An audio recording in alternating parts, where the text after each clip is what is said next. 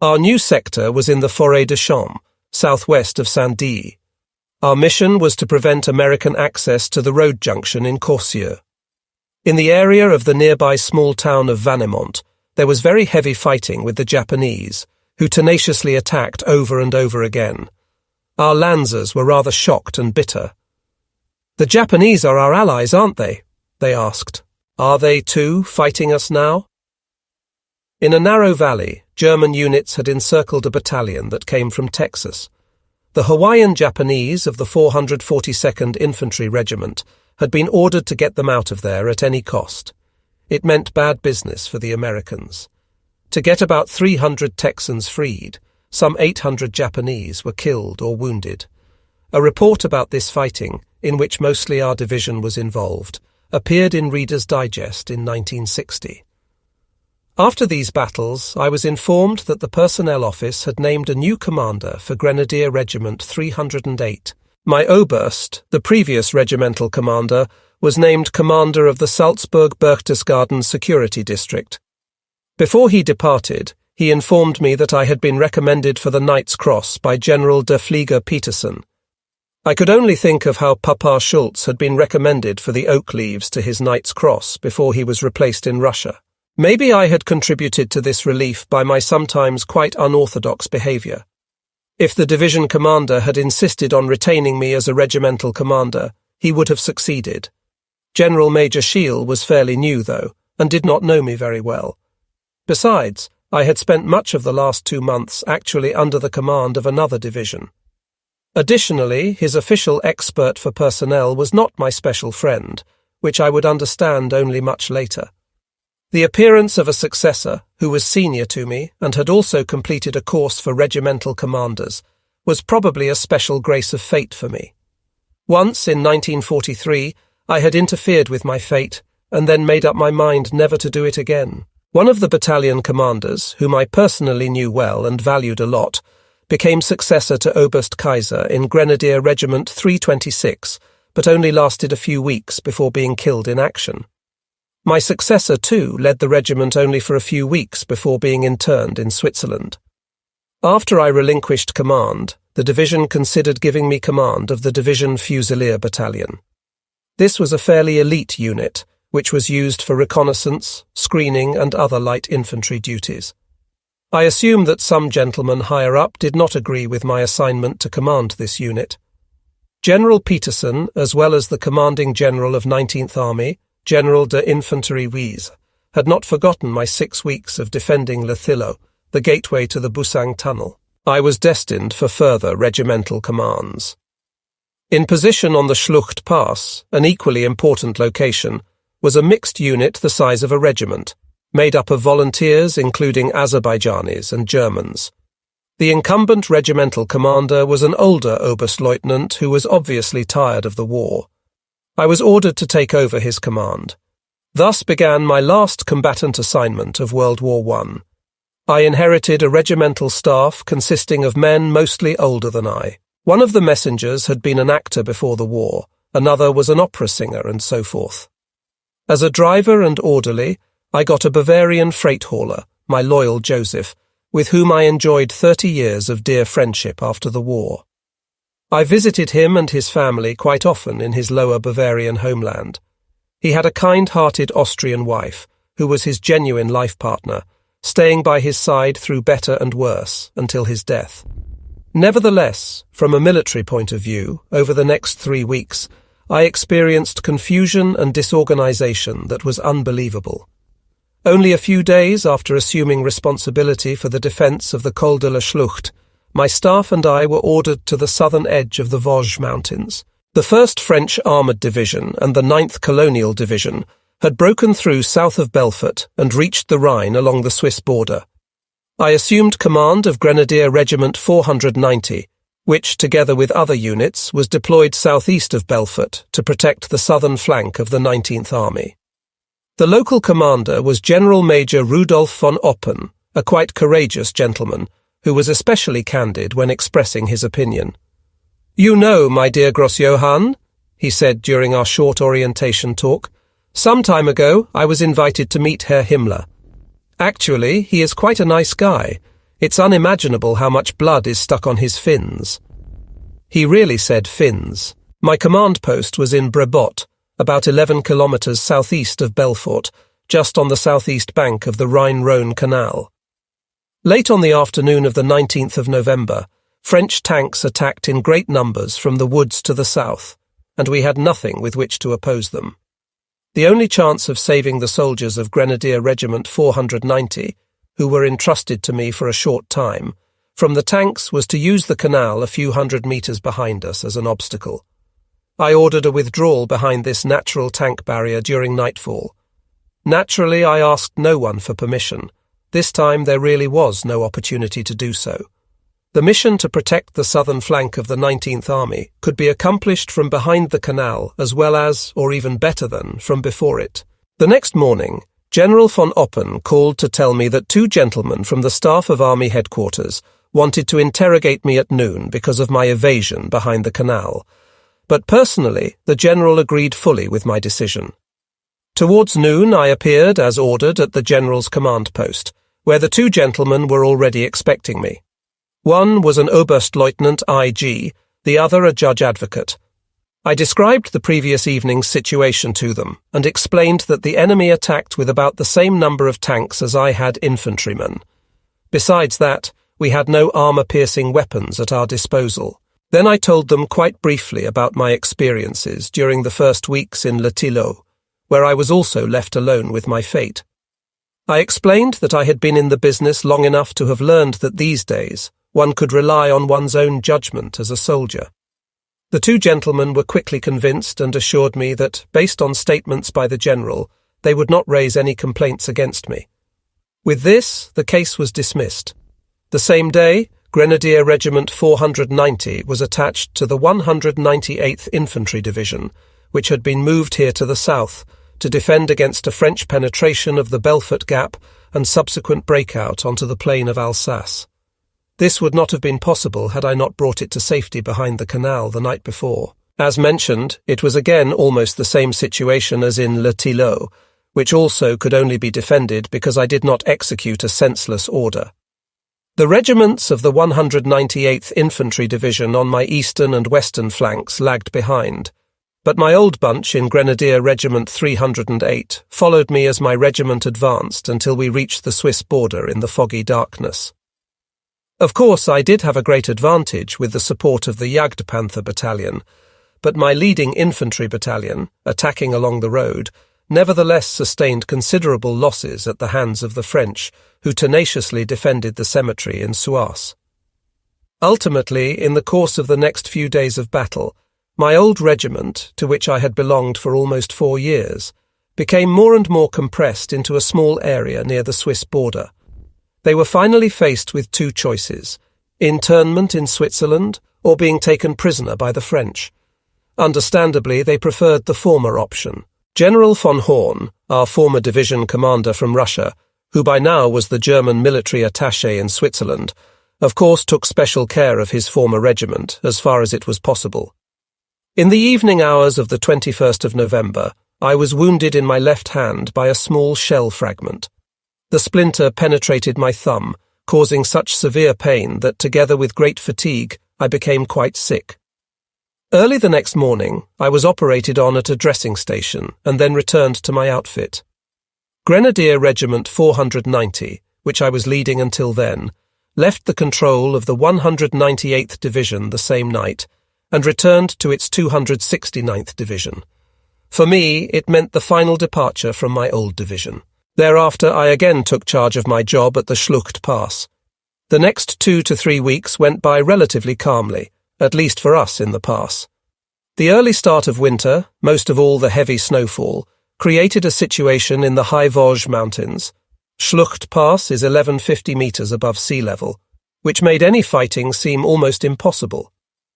Nevertheless, the French succeeded, after hours of difficult marching through drifting snow and dense fog, in surprising and defeating the weak German position on the 1,360-metre-high Honeck, the highest peak of the Vosges mountains.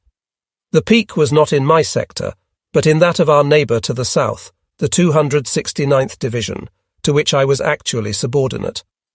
Herr Borsche reported about this event in his booklet, Final Battle in the Vosges Mountains, very explicitly and quite dramatically. The German infantry on the Honeck could only have been surprised because they rather thoughtlessly relied on the belief that in this weather they did not have to expect an attack. Unfortunately, they were wrong. The loss of Honeck, which in good weather provided an excellent view into the Rhine Valley, not only hit the 269th Infantry Division, the 63rd Corps and the 19th Army like a bomb. It also deeply disturbed Herr Himmler in Triberg. Himmler, highly excited, demanded an immediate restoration of the position, as it was called so nicely in such cases. This was not without reason, as it soon became clear. What the enemy achieved at Honeck, he tried again a few days later at the 1,300-metre-high Rheinkopf, 5 kilometres further southwest, and was only denied a similar success with heavy sacrifices on the part of the German forces there. My unit was put on highest alert. Pioneers of the 269th Division succeeded little by little in laying and tightening up a belt of mines between the French at Honeck and their command post, which was established about 1 kilometre west of Honeck in a chalet off the mountain road. On the evening of the 11th of December, I had a conversation with General Wagner, who expressed great concern about the fact that until now all attempts to regain Honeck had failed, including an attack just that day. German troops had surrounded the enemy, but they would not budge. In a mood swing, I declared, "Herr General, I'll go to the Honeck and try to talk the French into a pullout." After that, my officers and I celebrated this somewhat insane decision so extensively that the next morning we were not exactly in great shape. But we still upheld our decision, which by now could not be reversed anyway. Remarkably, though Himmler was usually strictly against any contact with the enemy, as earlier in Le Thillot, he was at once willing to give me his strongest encouragement. My companions and I had to take appropriate credentials with us to Honeck to establish ourselves as negotiators. Capitaine Lartigau, commander of the 1st Company of the 3rd Algerian Infantry Division's 4th Regiment of Tunisian Tirailleurs, and also on-site commander at Honeck, turned us down. He declared that he couldn't even make such a decision. We then marched to his battalion's command post to see if we could reason with them. Regrettably, I only learned of the earlier mentioned minefield at this time. During the march through knee-deep snow to the French battalion's command post, several French soldiers who accompanied us unfortunately lost legs. I was afraid that these fanatic North Africans would hold us responsible and kill us right there. It may have been the presence of a French officer that stopped them from doing it. As expected, despite my entreaties to recognize the hopelessness of their situation, the officers of the battalion staff rejected our offer also. One French major, born in Lorraine, proved himself to be especially spiteful. Perhaps the major, coming as he did from a province that had belonged to Germany from 1870 to 1918, felt he had to affect ardent patriotism in front of his comrades. What impressed me more than the obstinate attitude of the French, however, was their equipment and weapons. The build-up of arms just to protect the immediate vicinity of their command post was of a scale that for us at this stage of the war was only a dream. They also had superior winter clothing, rations and so forth. All was of the best quality and in abundance. The rich brother-in-arms from overseas was, by God, not stingy. When I returned, I could at least give Hauptmann Koch, the battalion commander charged with the mission of pushing the French off the Honeck, quite an accurate description of the place, because the French had not blindfolded us en route. After all, it may hardly have been possible to lead us through knee-deep snow over a distance of 1,000 metres while wearing blindfolds. After I reported the failure of my mission to General-Lieutenant Wagner on the phone, I returned to my command post via Route 417. There were 2 German 88mm flak guns placed on one of those narrow hairpin turns off the pass road. When I passed them, the weather had changed, and Honeck was sharply silhouetted against the sky. I asked the section commander to take advantage of this opportunity, and both guns opened fire against the hotel on top of that fiercely fought-over mountain, less than 4 kilometres away. The next day, the 12th of December, a mixed assault unit, made up from infantry and pioneers led by Hauptmann Koch, attacked Honeck again, and this time they were lucky. The hotel, already badly damaged by continuous fire, was now completely flattened by sticky bombs and bazookas. The French lost 40 killed, 23 wounded, and about 120 prisoners. Hauptmann Koch's task force wound up with 4 killed and 30 wounded. I had tried everything to induce the French to evacuate Honeck. In vain. The price they paid for their inflexible attitude was too high in view of the whole situation. A few weeks later, Honeck would have fallen into their hands without a fight. There were praise and decorations for the brave assault force. Hauptmann Koch received the Knight's Cross. My adjutant and I had a chance to speak with the French prisoners the same day. Regrettably, they had not believed me when I told them that we would level the place the next day and assumed that my visit with them was only bluff. C'est la guerre. A few items mentioned in the booklet about the final battle in the Vosges Mountains need to be corrected. The author writes that I was the chief commander of the assault team. This would have been flattering for me, but it simply does not conform to the facts. I had nothing to do with the successful assault in the end. The commander of this difficult undertaking, which resulted in heavy losses for both sides, was solely Hauptmann Koch. On the 28th of December, I had to report to the commanding general of the 63 Corps, General-Lieutenant Erich Abraham, to receive from him the Knight's Cross. He car-eyed this out in a very humorous manner, with the words, "Now the young man has the proper suit." Afterwards, the general accompanied me to my command post, where we spent a very pleasant half-hour together. After the war, General-Lieutenant Abraham lived in Wiesbaden, where the obviously multi-talented soldier first earned his bread as violinist in a cafe. Unfortunately, I did not have the chance to see him after the war. He died in 1971 in Wiesbaden. Incidentally, the wording for the proposal for my Knight's Cross originated from the pen of a reserve officer who in civilian life was an attorney. He concluded his proposal with the words, "Under any circumstance, with his humour, his harshness toward himself, and his overpowering energy, he was always on top of the situation." From this language, one could almost come to the conclusion that this Bavarian barrister must also have been a successful defence counsel. During Christmas, I was with my provisional unit at the Schlucht Pass in the High Vosges. At that time, I had a brief encounter with our army group commander, Heinrich Himmler. He was not the radiant person that Hitler was. He acted like a petty bourgeois, just as General von Oppen once described. After the war, incidentally, I also got to know Himmler's brother, a schoolmaster in Munich, who was a quiet, amiable fellow. My last action on the front was January 1945, at the legendary Hartmannsweiler Kopf, whose soil was literally soaked with blood from German and French soldiers in 1914 during World War I. By about the middle of the month, I received news that the new commanding general of the 19th Army, General der Infanterie Siegfried Rasp, had granted me a 21-day furlough for bravery. The night before my departure, I was invited by him for dinner. The next morning I was relieved, and my loyal Joseph drove me to 19th Army headquarters. I reported to the commander of the staff quarters, an older cavalry hauptmann, who in civilian life was the owner of a freight hauling company known throughout the Reich. During a conversation with this entrepreneur, I learned, regrettably, not too many positive stories about our new army commander. For a minute reason, he once yelled at the hauptmann, "You white-haired rear echelon staff pigs belong at the front."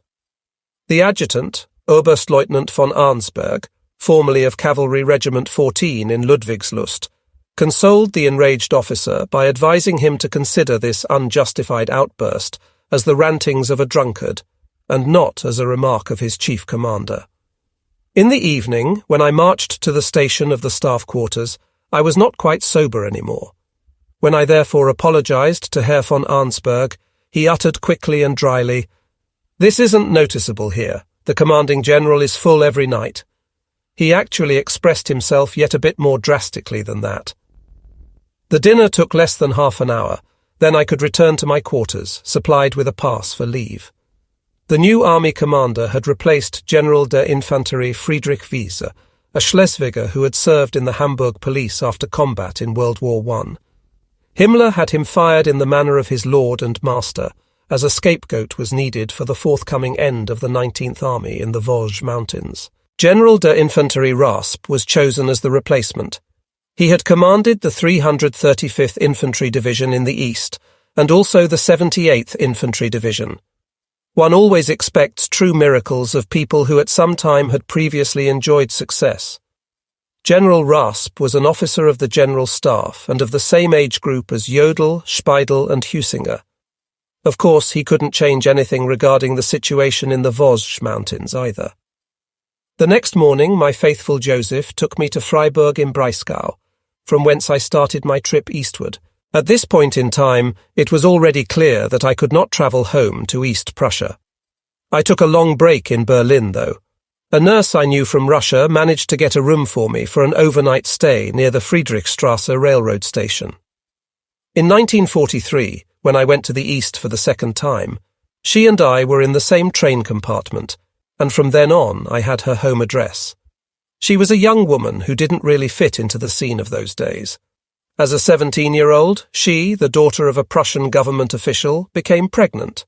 The father of the child was a Zollfender in the Navy. It all happened when she and the family's maid secretly visited a dance party for servicemen. Her mother, whom I got to know in Berlin, was a very resolute, realistic and practical lady, as one often meets in those circles.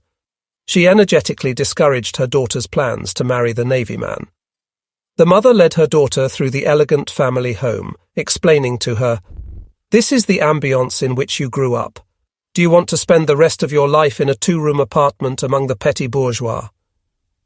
The daughter realized that she probably would not want to put up with this, and abandoned the idea of marriage. Her child, a little girl, had been evacuated from Berlin to Silesia, but everybody was now quite worried if they would see her again in good health. The Russians were almost there. On the same day, I received a lesson about how good manners among officers had changed in those days. I had just sat down at the table in a coffee house near the Friedrichstrasse railroad station when an army patrol, commanded by a Hauptmann, appeared to inspect the papers of all the soldiers present. The demeanour with which this officer requested my paybook was extremely close to the line between brevity and insubordination. One could really sense the gratification this armchair warrior enjoyed by bothering a bearer of the Knight's Cross. Unfortunately for me, he even found a reason to further harass me, because my paybook did not include the entry confirming the award of the Knight's Cross. Since I knew that a certain General-Lieutenant Victor Linnars from the Personnel Office signed my temporary proof of ownership, I suggested that the Inquisitor call that office. When I asked him if he would believe that a soldier wearing the German cross in gold and with a leave pass in his pocket personally signed by his army commander would feel the necessity to decorate himself with the Knight's Cross, he simply shrugged his shoulders. He demanded that I come with him to his guard post, which I declined to do. I explained that I had to drive out to Dahlem anyway, where I left my luggage, and in which there would be the certificate of award. So the whole army patrol accompanied me to Dahlem, which, as a two-way trip, certainly took more than 2 hours. In the presence of my rather apprehensive acquaintance, I dug the certificate out of my rucksack and held it under the nose of the chain dog, who was evidently disappointed. He muttered an apology, combined with the reproach that I should not have failed to get the appropriate entry in the paybook. At the end of my rope with this nonsense, I reminded him that barely 72 hours before, at Hartmannsweiler Kopf, I had problems of quite a different kind than checking to ensure all the necessary entries in my paybook had been made. Since I assumed that my family succeeded in their escape from East Prussia, I supposed that they found refuge with some friends in Königsberg in Neumark. As it happened, I was right. Only 1 day later, I took my family to Ludwigslust, where at least I knew a few people. The local mayor arranged for them to be moved into the beautiful home of Countess Voss. Later, when the Russians had moved into Ludwigslust, my family went on towards the west and then lived in the vicinity of Hamelmeter in Westphalia. Soon enough, I returned to the Western Front. During my leave, the 19th Army had, after heavy fighting, abandoned the bridgehead in Alsace. My former division commander in the 198th, General Major Schiele, was meanwhile also sent into the desert as a scapegoat. He obviously did not succeed in working miracles. In his place, Oberst Bard took command of what was left of the division. As a general major, he was killed in action a few days before the war's end. Himmler, too, had disappeared, leaving Army Group Oberrhein on the 24th of January. After his failure on the Upper Rhine, he tried to earn his spurs on the Eastern Front as commander of Army Group Vistula. A short time later, supposedly because of work-related overstrain, Himmler was replaced in that position by one of my former East Prussian commanders, the now Generaloberst Gotthard Heinrichi. During my return trip from Ludwigslust to Freiburg im Breisgau, I contracted a cold with a high fever and was taken to the army hospital in Freiburg. I had asked that Oberstleutnant von Arnsberg be informed that I had finished my leave, but that at this time I was in the hospital. In the meantime, the 19th Army had moved their headquarters to Waldkirch, northeast of Freiburg. A few days later, a few members of my regimental staff from the Schlucht Pass appeared. Their fate was up in the air, and they were hoping that with a new position for me, we would all be able to stay together. Despite some concerns, my physician let me go, and my men could take me with them. They were quartered in a small hamlet in the Clotter Valley for the time being. On one of the following days, I drove to Waldkirch to report back to the army from my little enjoyable leave. Since I had been selected for a course for regimental commanders and had to react on short notice for my enrollment, Oberstleutnant von Arnsberg suggested sending me in the meantime to the military school in Furtwangen. I was allowed a few days of rest, but then had to leave my staff, which had grown so dear to me. For these men it meant being split up, and according to their capabilities, being used in different units. At least I was able to keep one man with me, my trusty Joseph. Ultimately, I kept him until the end of the war. Technically, still being a regimental commander, I could bring about the necessary transfer, which was signed by my adjutant. The commander of the military school, Oberst Müller-Melan, was an old acquaintance. In 1940, he was a major and battalion commander in Regiment Neueger in Ludwigslust. Another long-time acquaintance was my former Oberfeldwebel Braun from 198th Division. He had been promoted to lieutenant for outstanding bravery and was awarded the Oak Leaf Cluster to the Knight's Cross. Together, we trained future company commanders. The practical part, like the handling of machine guns, assault rifles and Panzerfausts, for example, was Lieutenant Braun's assignment, while I was put in charge of tactical training. The instructions, which had to be limited to studies of terrain and tactical doctrinal instruction, seemed to me, and probably also to the participants, already so senseless that we used instruction hours in class, mainly for exchanging ideas on tactics, and time outdoors in the training area as field trips. In Furtwangen, I got to know a girl who took care of Westphalian children who had been evacuated from the big cities there to Furtwangen. Had I then only suspected what would develop from this for me, I would certainly have avoided meeting her again after the war. I married that girl in 1947, only to be separated in 1953 and divorced in 1955 in Munich. She turned to another man, even while I did everything I could for her. Maybe it's indeed true that fate has planned a certain number of positive but also negative experiences for every person, and we have little choice but to live through it all. From Furtwangen, Lieutenant Braun and I visited our old regiment and the division, which was now awaiting the unavoidable end behind the Rhine at the so-called West Wall. From Furtwangen, I also went to visit my Bavarian Oberst in Berchtesgaden. He had gathered several former members of the 198th Infantry Division around him, or more precisely, they had come and gathered around him. There was our former division adjutant, now wearing the uniform of a Sturmbannführer of the Waffen-SS. I hope he still had his army uniform ready for himself when the Americans came. Then there was the smart Oberleutnant E., who, in his earlier days, was swiftly promoted to Hauptmann, and who, in 1942, in his first heavy battle, suffered a nervous breakdown with such lasting effect that he never again showed up at the front. The third one was that older Hauptmann, whom we found near Uman, completely exhausted, at night in a Russian village. They all led quite a comfortable life. They had sent for their wives and lived until war's end in a fine hotel. The Americans probably then put a quick end to this idyll. My trip to Berchtesgaden took me through Konstanz.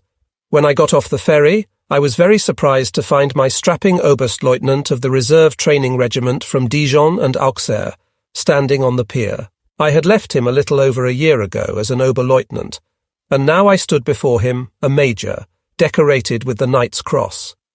He feigned his delight about us meeting again so well that I expected an embrace in the Russian or French manner any moment. He stated that he and my former comrades from the training regiment had been very proud of me. I thanked him befittingly and departed, without exhibiting anger, just as I had after my unexpected reunion with the Brazilian coffee bean. The so-called fight to the end for our homeland was a disgraceful, macabre, creeping sickness for the German Wehrmacht, whose bravery, hardiness and unselfishness can never be surpassed by any other army. We should have been spared such an ending, but the military courts threatened with the most dire consequences anyone daring to escape the certain downfall. Parts of my old division were chased all the way into Alpine valleys, until finally the end came on the 8th of May 1945. At the end of March 1945, I was finally transferred to the course for regimental commanders. Just 2 years before this writing, the Federal German Archives in Kornelimünster discovered that there were 2 copies of my orders for the course from March 1945 in their records, so they were kind enough to relinquish one for me to keep. Unbeknownst to me, the orders included an Order of Merit list drawn up by Army Group G headquarters, which indicated that I had been slated to command a grenadier regiment. Even in March 1945, I took care that my Joseph was allowed to accompany me to the course. Once there, Joseph was highly welcomed, because soldiers of his rank were in perilously short supply. Now, however, he worked not only for me, but also for a major from the General Staff. Originally, the course was planned to begin at the Army Communications School in Halle-on-the-Saale, but that was quickly cancelled. Next, I was to proceed to the tactical training facility at Grafenwohr. Upon my arrival there, a huge Allied bomber squadron was just flattening the last walls of the camp. In spite of the now hopeless situation, the course was continued, though quite sporadically, until the end of the war. Somehow I was still impressed by this unperturbed muddle. Among other things, in the orders to report to the course was a directive that Army Group G is to provide a final evaluation of Major Gross Johann no later than the 1st of May 1945. I am almost sure that it was sent out, but got stuck somewhere at the war's end. The last stop for the course was the garrison for mountain infantry in Mittenwald, and Krien and Wolgau, 2 quaint mountain villages that were nearby. The news announced on the 30th of April that Hitler had been killed during the defence of Berlin was received in different ways by the participants in the course. Astonishingly, the numerous SS officers working in this area reacted especially coolly, a phenomenon which Bundeswehr General Gerd Schmuckel later mentioned in his book Ohne Pauken und Trompeten. We all understood that this was the beginning of a very difficult time for the German people. After Hitler's death became known, the course director, General Major von Larisch, assembled the attendees one more time in the schoolhouse of Krien. What you have learned in the past weeks was certainly not in vain, for just a few years from now there will be a new German army. These were the general's words of farewell. In my reveries I thought of the statement of my little Oberst after the victorious French campaign. He too was correct then by portraying the end of that campaign only as the end of outpost skirmishing. Only a few years later, of course, the words of General von Larisch also became reality. As early as 1948-49, the Western Allies are said to have debated a military contribution by Germany, and to have inquired under what conditions the Germans would be willing to establish a new army. In any case, after his speech, General von Larisch declared the course dissolved. Every participant received several weeks' pay, and if they desired, a rucksack, clothes and heavy mountain boots from the stock of the mountain infantry. A few days earlier, I asked that my Joseph be discharged with his papers completely in order. Without difficulties, he reached his hometown and his especially friendly and big family. His old mother became a dear friend to me in the difficult post-war period. If it wasn't for the Major, our Joseph might not be alive anymore, she said. Being the owner of a farm in Lower Bavaria, she supported me occasionally with plenty of food. Shortly before the Americans moved into Kroon, I withdrew to a comfortable ski lodge in the Karwendel Mountains, accompanied by 2 SS officers and a major. The lodge was owned by Christian Weber, a well-placed party member and president of the Bavarian Motor Racing Club. In the higher mountains, well hidden by the deep snow, the SS men stashed away large stocks of food. Thus we didn't suffer, but actually enjoyed the beautiful start of springtime. Soon we learned that some female SS auxiliaries had fraternized with the Americans right after their arrival. I tried in vain to stop one of the SS officers from visiting his girlfriend in Kroon. He left anyway, but he was expected. In the darkness of night, the well-informed victors shot him on sight, in a meadow in front of the farmhouse in which his girlfriend had found shelter. With certainty, one of her colleagues gave him away to the Americans, and in turn received considerable stocks of groceries and luxury items that had been in storage. The girlfriend of the SS officer was sentenced to a long prison term by an American military court for abetting a fugitive. She served her term in the women's prison in Eikach. I later once paid her a visit in prison. I don't have to talk about the attitude of a large part of the German people, specifically in my case the Bavarian population, towards soldiers just before and after the war. Everybody must have had his own experiences. It happened that when soldiers wanted to take a rest with the farmers, those would cry out, "The Americans are coming," which would cause the soldiers to flee into the mountains. Then the farmers would loot the luggage that was left behind. Regarding the willingness of our population to collaborate with the victors, we don't, by God, have to look down on the French in their days past. One day at breakfast in our lodge, we were discovered by some armed foreigners and they took us away. Fortunately, one of us had gone up to where the butter was kept in the ice and observed our capture. Armed with an automatic pistol, he followed us through thick brush, fired a few rounds into the blue sky, and our paths and the paths of our escorts separated surprisingly quickly. After this, we went back to our hut. It seemed now, however, appropriate to abandon our comfortable shelter at once. We separated and left the lodge by different routes. I had all unnecessary ballast removed from my rucksack, and except for a couple of pairs of socks, filled it to the top with thousands of cigarettes from the SS depot. Later on, this proved exceedingly useful. In the beginning, I hiked along lonely mountain trails until I arrived at Kochel am See, where I deposited all my medals, as well as pertinent documents, with a homeowner whom I trusted. Afterwards, I crossed much of southern Germany, where I could easily evade the Americans, whose checkpoints were only on major roads. I had no problems with food. All I needed to do was to take a pack of cigarettes from my rucksack, which I guarded with my life, and soon I could enjoy a healthy meal at a farmhouse of my choice. Then I arrived in Betzgau, near Kempten im Allgäu, at the house of the mayor, who was until now also the local farmers' leader. I offered my help with harvesting hay, which had already begun. Since I grew up out in the country in my East Prussian homeland, I still had profound knowledge of all types of work related to agriculture. Therefore, I was soon entrusted with activities requiring higher qualifications. Together with the 2 nice daughters of the house, I took care of the milk cows, including my part of the milking, as eventually happened with all leaders, great and small, from any Nazi Party organization. My mayor and ex-farmers leader was one day arrested and imprisoned. What his crime may have been, I don't know. Maybe one could suppose that he indoctrinated National Socialism into the cattle of Betzgau, and I don't mean just the bovine ones.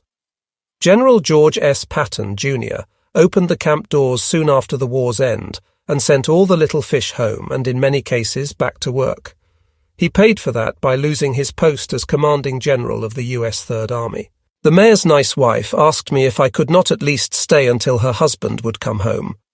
In view of subsequent events, maybe this is what I should have done. One late afternoon I went for a swim at a nearby pond. There I was approached by an American officer who assumed I had been a soldier. He asked for my papers. A German-speaking Dutch woman, probably a souvenir the American got in the Netherlands, translated. He was quite a nice young man, and said I must be very exhausted after wandering around so much without sufficient food and shelter for such a long time. Of course I did not tell him that I had been quite well cared for by a local farmer. The American called his driver and ordered him to take me to the army hospital in Kempton. As always, I took my well-stocked rucksack with me, sort of like a beach bag. I picked up my ski pants and the good hiking boots from Mittenwald from my mayor's lady a few days later. In all truth, I could inform her that I now had been taken prisoner. The hospital, under American supervision but German management, served first-rate food from American stocks. After a long time, I could again sleep in an army bed, and with the help of a pass by the German chief physician, everybody could move around freely. 2 weeks later, I was declared healthy and shipped to a prison camp in Biesenhofen, near Kaufbeuren. There, too, I was very lucky because, as a whole, the American troops in that region behaved in a way occupation forces should, that is, according to international law. I had already had a typical experience in Kempten, which was just north of the French sector. One day I had company in my room, a reserved older gentleman. Later I learned that he was a high party official and Secretary of State in some kind of Reich ministry. Apparently he had been warned in time and had moved from the French sector into the nearby American zone of occupation. When the French wanted to pick him up from his hideaway in a farmhouse, he escaped to Kempten. Furious about their failure, the French went to the farmer's wife and threatened to burn down the farmstead if the party official did not immediately return to their zone of occupation. Evidently, he had told his hostess that he had to go to Kempten to the hospital. Unlike me, he really needed medical help. So the scared woman showed up in the hospital and fervently begged her guest to return to the French sector, something he did not show the slightest inclination to do. Being a professional soldier, I did not expect to have problems with anyone, so I accompanied the woman to the American command post and explained to a young officer, who spoke German fluently, what the French were planning to do. Already by this time, one could notice the tension building between the French and the Americans. The Americans, for example, had already had to pressure the French to pull out of Stuttgart by temporarily discontinuing their supply. The Hauptmann drove with the fearful woman to her farmhouse at once, and as I learned a little later, energetically discouraged the French from their plan. Incidentally, I later saw the party official, at a distance, in the camp at Biesenhofen. He was already segregated from the ordinary military prisoners, in a separate compound cordoned by barbed wire. In this camp, fortunately, quite orderly conditions prevailed, unlike many other prison camps, for example, Bad Kreuznach. In our camp, we had tents with straw to sleep on, and simple but adequate food. I met many old acquaintances, even some from my East Prussian peacetime unit, all older by some years and higher ranking than when I saw them last. The day I arrived, the Americans were just in the process of segregating the high party officials from the regular prisoners. Generals and general staff officers were moved the same day into a newly prepared camp across the street. Later on, they were kept in special camps for many months. An officer of the American Guard unit wanted to name me leader of a company of officers. I explained to him that perhaps one of the many administration officials with equal or higher rank would be more suitable, and to my great relief, he agreed. A few days later, I was called into the tent where, after a brief interrogation, if there were no charges against them, everybody was discharged from the Wehrmacht. The Americans were especially suspicious of people who couldn't present their soldier's paybook. At Biesenhofen, almost everyone who had the book and was a soldier in the army, or the Luftwaffe, was discharged at once. The American who questioned me wanted to know if the German cross in gold on my passport photo was not the Golden Party pin. In good conscience and faith, I answered negatively, and I was certain that he knew that anyway. Then he asked me about my attitude towards Hitler. My answer, that I hadn't yet had time to think about it, and that it would probably take too long to do it here and now, seemed to satisfy him. He even responded to my request to give me the pages of my paybook containing the entries of promotions and awards, rather than throwing them into an almost full carton. And, in this informal manner, thereby put an end to my 17 years as a soldier. My years as a professional had left me little time for introspection or reflection. Now, on the precipice of the end of that phase of my life, it occurred to me that soldierly life has two faces, the pompous, pathetic, and the mystical, glorious. I had met many officers who wore the first face, but I had also known so many soldiers and officers who treasured the second. My first experience with that mystical and glorious face of military existence had been as a recruit at Marienburg in West Prussia in 1928. On the occasion of the visit of Wilhelm Groener, the Weimar Republic's Minister of Defense, I participated in a Großer Zapfenstreich, or Grand Tattoo. This ceremony is one of the most impressive in a German soldier's life, and is reserved for occasions of great import. To have one conducted in one's personal honour is one of the highest tributes to which one can aspire. In all garrisons, the Locken was played each night to signal soldiers that it was time to return to their barracks. 15 minutes later, the tattoo was performed. It was routinely played each night by buglers or staff trumpeters, as a signal that all soldiers not on pass or furlough must be in their barracks by the time the last note was played. The Grand Tattoo, however, was something very different. It is practically impossible for anyone who witnesses, much less participates in, a Grand Tattoo to fail to be profoundly moved. It was played by the regimental band, augmented by kettle drums, fifes, and even carillons, and featured an honour company whose flanking files carried flaming torches. Each Grand Tattoo began with a crescendo of rolling drums, then the shrill shriek of fifes, which denoted the Locken. This was followed by the call to evening prayer, signified by the playing of Deutschland über alles, the national anthem, which was, after all, originally a hymn by Haydn. Next, a selection of some of the most stirring German martial tunes was played. I always liked Der Fährberliner Reitermarsch the best, and it was nearly always part of the band's repertoire for a Grand Tattoo. This tune combined the very emotive elements of soldierly pride and melancholy sorrow.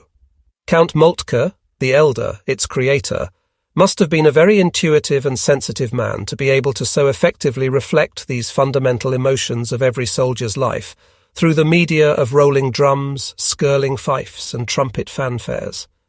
Behind the ranks of Prussian grenadiers marched the drummers and buglers, and not just to help them keep in step, they would also signal the beginning of an assault. Many a grenadier was sent headlong into hand-to-hand combat by the electrifying bugle and drum call to lower rifle, prepare to attack. This, too, was part of the Grand Tattoo. "Gentlemen, this is a festive moment," one of my East Prussian aristocrat regimental commanders once orated on the occasion of a Grand Tattoo. The terms associated with this event, such as the oath on the colours, a hero's death, field of honour, all these may, out of context, sound like empty phrases, but through centuries they have helped many men in times of strife, and not just on our side, to more easily give their lives for their people and their country. True enough. Yet in this spring of 1945, there would be no Grand Tattoos conducted in honour of the millions of German soldiers who had given their lives during the last 6 years. I received my discharge papers and some money, I think it was 80 Reichsmarks, and was allowed to leave the camp. At that time, the Americans generally behaved extremely arrogantly, but I did not encounter any hateful US soldiers in Biesenhofen. Before one could finally leave the camp, everybody received a checkmark of white oil paint on both pant legs, so I stitched a patch of fabric on each leg of my new ski pants, and the GI giving out the paint marks placed them right there, in accordance with my wishes. The purpose of those marks was hard to understand, but maybe the American commander was a rancher at home and was used to branding cattle before they were let go. After the 8th of May, our market value to the Americans was probably not higher than their livestock at home. That only came to an end when, in 1948, the Russians started to make it clear to the Americans that they intended to be the future king of the hill.